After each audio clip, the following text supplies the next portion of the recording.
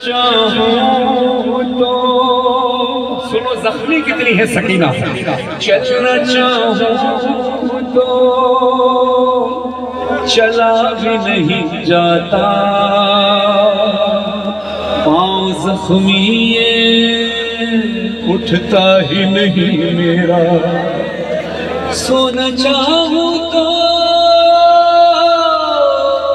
सोया भी नहीं जाता, पुष्ट जख्मी है जख्मों से है खून बहता। मेरे हाथ जुड़े हैं, बर्दाश्त कर सको तो सुनना।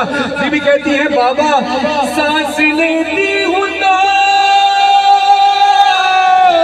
दुखती है पसलियाँ, दादी जहरा की तरह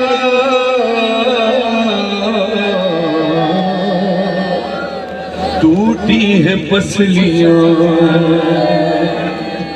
बाबा रुखसार मेरे जख्मी, चेहरे से लहू जारी, बूंदे बिछने मेरे कुर्ता भी जला। बाबा हाय इतना मुझे मारा, जख्मी मातम करो सर पे। हाँ बाबा हाय इतना मुझे मारा, बाबा हाय जख्मी है सकीना। शामी गरीबा है ये ढूंढती फिरती थी मैं आपका लाशा। बाबा मातम रहे अपने सर पे गिरिया करना। ढूंढती फिरती थी मैं आपका लाशा। बाबा एक जालिम ने मुझे रोक के मुझसे पूछा, ढूंढती किसको है बाबा का तेरे नाम है क्या? मेरे बाबा है हुसैन इब्ने अली।